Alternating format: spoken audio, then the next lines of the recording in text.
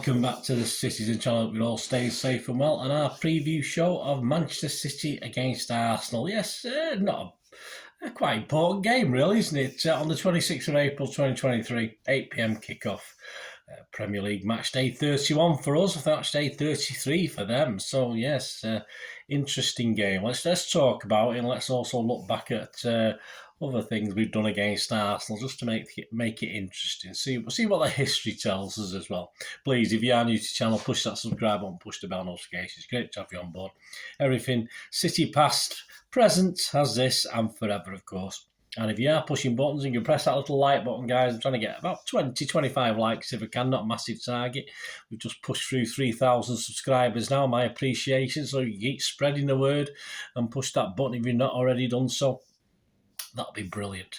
Right, this game is on BT Sport. If you're not there, I'll be there on Wednesday night. So if you're around, let's make some noise and come up and say hello. And of course, before we can look forward, let's have a quick look back.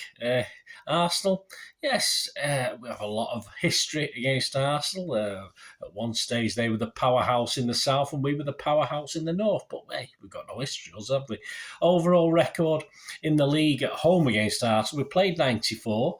We have won more than them, just about. We've won 38, drawn 22 and lost 34. So we are ahead, fortunately. Scored 143 goals. And letting 131. And of course, last season, it was match day 3, very early on in the season, 28th of August 2021.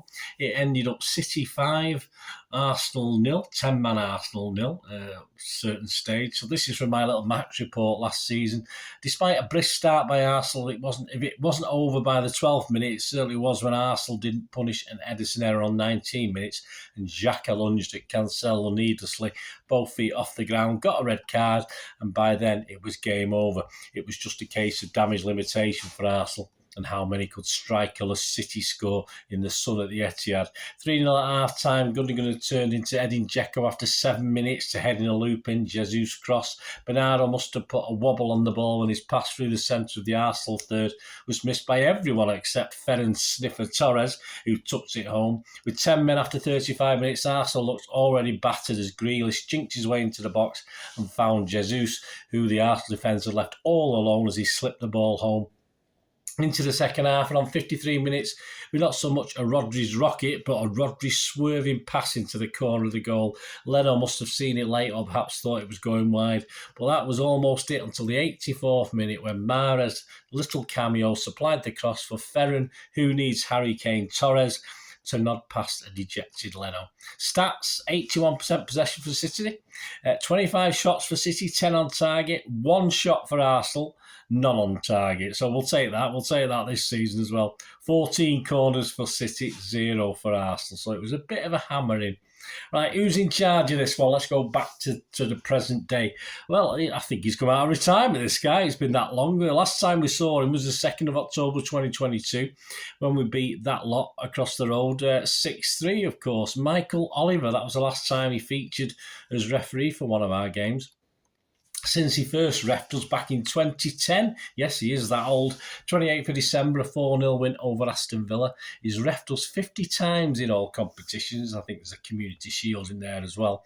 We've won 37, drawn 5 and lost 8. He's shown City players 61 yellow cards and shown 2 a second yellow as well, although he's not shown any straight reds, but obviously he has shown 2 second yellows and a red.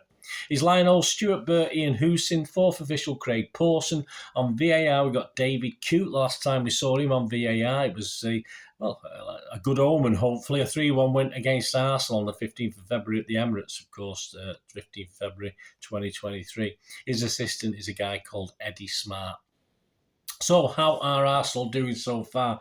Well, they have been outstanding, but after a blip before the World Cup break, they seemed to hit the ground again running after that.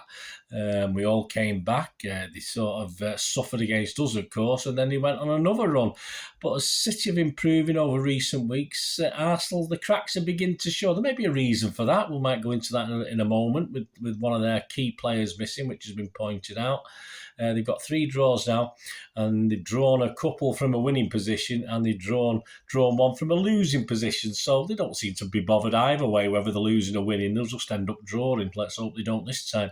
But like us, it, of course, is still in their hands. They're 5 points clear of us. Albeit played 2 games more. So a draw now may not be good enough, because that still gives us the advantage. And a win, yes, all right, they can't breathe a sigh of relief, but they will be 8 points clear. They've got 5 games left, and we'll be 8 points behind. 2 games in hand. Of course, we'll still have 7 games left. A win might just give them that impetus, though, to get maximum points after these 3 draws they've suffered. So that might be enough to get them going again. But either way, the pressure's still got to be on them, even if it turns out we don't manage to win this, which, fingers crossed, let's hope we do. And hope we do. Hope we get a win and not a draw or a loss. But the pressure will be on. I mean, the next 3 games for Arsenal, even if they win this, they've got Chelsea at home.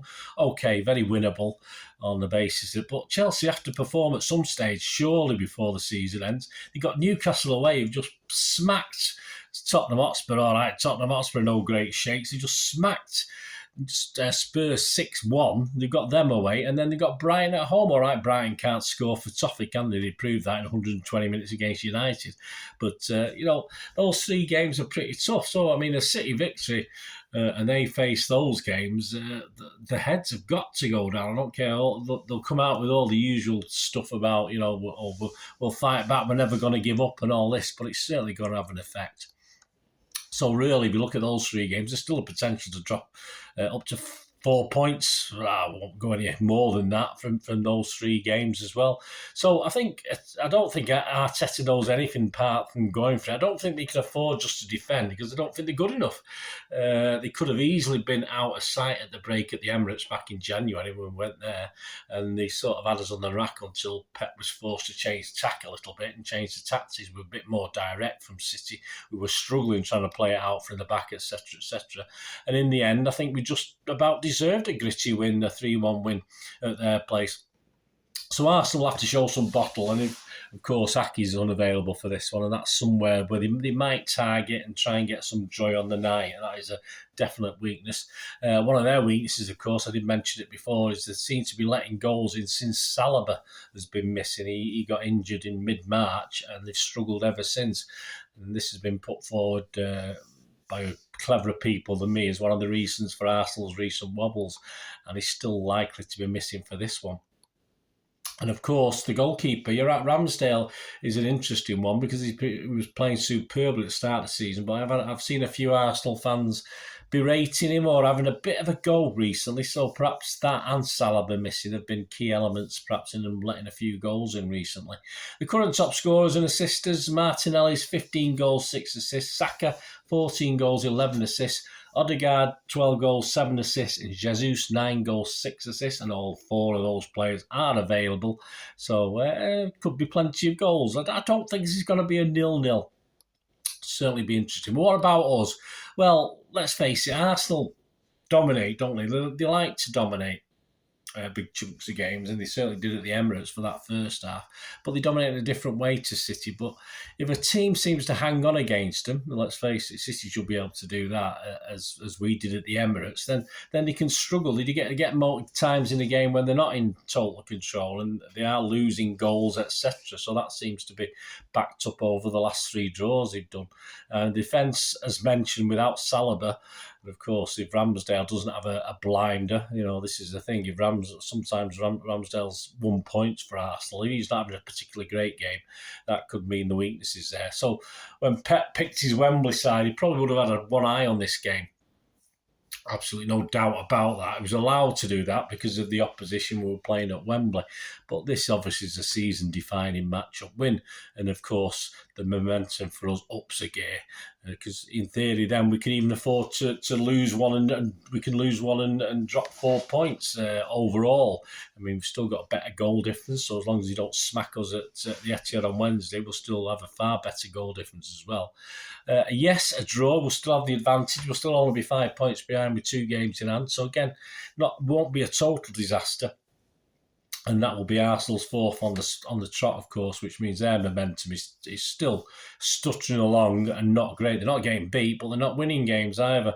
So we would prefer the victory, of course we would. But as I say, there's no guarantees with Arsenal's next 3 games. Already mentioned that they could go on and win those. I'm not saying we can win all ours, but certainly we have a better 2 or 3 games coming up than Arsenal do. Either way, it's not over, but a win for Arsenal is a slight shift, I think. They go 8 points clear then, and it does give them back a little bit of confidence, which at the moment must be not rock bottom, but certainly on the way to being rock bottom. And of course, it would still be in our hands. With still 2 points, still won't be in our hands if they win, because obviously then we have to rely on Arsenal slipping up, which is very possible, but it's very important. Of course, Arsenal don't have to worry about cup games. You don't have to worry about Europe or anything like that, so they got that advantage. But then again, that's what City want. We want to be battling all these fronts, don't we? We don't want to be giving up competitions just to win one. So, and I say, I don't think our players are doing that much training at the moment. It's just a matter of ticking over and playing the games as and when they crop up. On the night, I don't think we should be too stressed if we go behind based on what we've seen of Arsenal recently. Even if we go 2 behind, I think we can just stay calm, show a bit of confidence. I think we can certainly claw our way back in it. I'm not too sure the Arsenal team, although they have proven against Southampton they can come back from the dead, etc., etc. I'm not too sure against City that will be certainly easier said than done, because I think if we get a couple of goal advantage, it might be a different scenario. So let's have a look what the team might be for this one. There were 6 changes, of course, Sheffield United game at Wembley. And to play against Arsenal off the bench, I'd say Ederson, Diaz, Stones, Rodri and KDB. I think all 5 of those will start this game. I don't think Foden is ready. There's no Aki, of course, which is a definite blow. He definitely won't be playing against Arsenal. And who won't be playing that started against Sheffield? He could knock 3 out, perhaps. Ortega's not going to play. Gomez isn't going to play. And I don't think Alvarez is going to play yet. So if you look at 5 to come in and 3 definites to go out, Pep's got a couple of player decisions to make. And if you think that the away leg against Bayern was probably his best 11, Ederson, Stones, Akanji, Diaz, Aki, we can scratch him, Rodri, De Bruyne, Gundogan, Bernardo, Grealish and Haaland. My only change is maybe to include either any one of Walker, Laporte or Mahrez. I can't see all 3 of those coming in. Laporte for Aki is worrying, but do we have any other option? We're not going to play Gomez, but if you do put Laporte in there, you're probably sort of relying on other people to cover, like Bernardo to come back and cover that left-back spot and things like this. And even Grealish has been putting a shift in defence, hasn't he? Although left and right, obviously, we've seen him able to do it.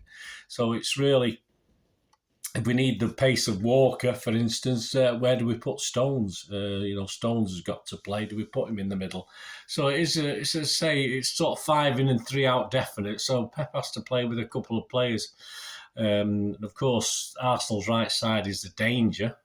So we have to keep that under restraint. So we do need perhaps options of, if Laporte does play on that left, someone to cover and help him out.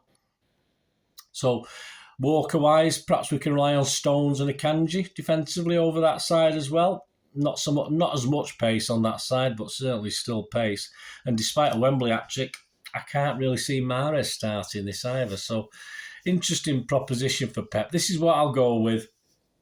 If I get 9 or 10 of these, I'll be quite happy. I'm going to go with Ederson, Stones, Akanji, Diaz, Laporte, Rodri, De Bruyne, Gundogan, Bernardo, Grealish and Haaland. So I'll be happy with 9 or 10 of that. As I say, it's defensively with the excuse me, with Aki missing, it does cause a bit of a quandary.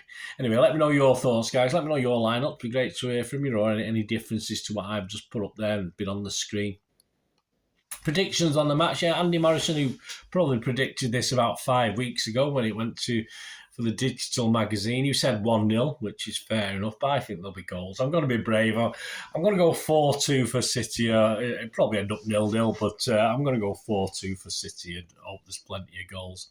And of course, before we go, we'll have a quick look at some of the value on the odds, not as much as we got. Some of the key things, please, all these prices are averaged out. You may get better, and please, when the fun stops, stop. I don't condone gambling in any way. To win the league now, City as low, as short as 1-4 on. 2 weeks ago, it was Arsenal were odds-on favourites. Not to that extent, but now City are 1-4 on. You'll see that change again if Arsenal get a result. Certainly get a victory on Wednesday, but that's not going to happen, is it, guys? Arsenal are 10-3 to win the league. Match odds City 11-20. So yeah, I mean, if you don't mind betting odds on, you think that's certainly worse odds for City to win a home game. The draws 10-3, Arsenal's 9-2. First goal scorer Haaland's 9-4. KDB's a 9-1. If you look at the Arsenal guys, Jesus is 10-1 to play against his old club. Saka's 12. Martinelli's 12 as well. Anytime goal scorers, yeah, why not? KDB and Jesus are both 7-2. So KDB for them, Jesus for them. I think both teams will probably score on the night.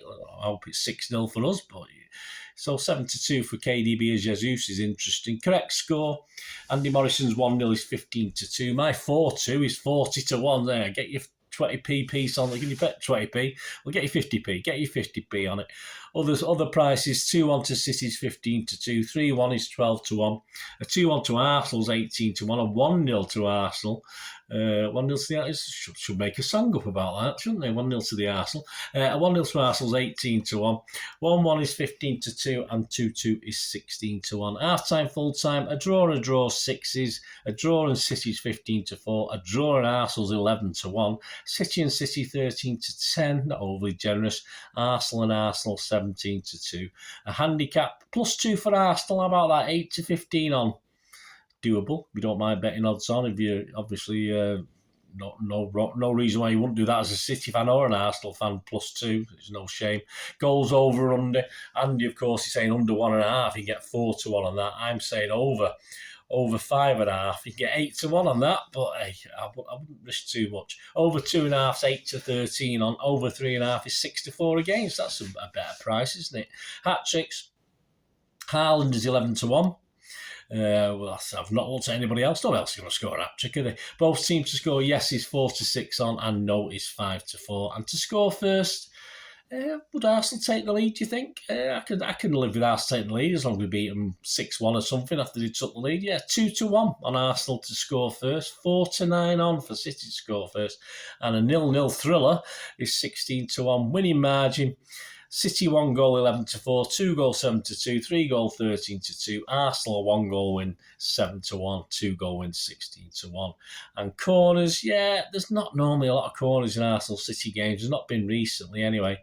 And both are valued at 5-6, under 9.5, which I would probably plump for, and over 9.5 for both 5-6 on. So there you go, guys. Let me know what you're having to go on. Let me know what you fancy. Of course, I'll be back on Thursday with the ratings show with whoever Manchester Evening News have picked to do it. And the Talking Point show, of course, both of those will be out on Thursday. And, of course, on the Friday, I would imagine for the Sunday, it could be the Saturday, but we'll have the preview, of course, of the away trip to Fulham. And if things have gone well against Arsenal, it'll be another must-win game just to rub salt into the wounds and depress Arsenal even more, won't it? So we'll see. So I'm expecting a great game. Let me know what you think, guys. Love to hear your comments. And yeah, a bit longer than normal this vlog, but it's a big game, isn't it, guys? So let's go. So until we meet again, that's one thing, don't I? Please stay safe, Blues. Come on, City. Bye for now.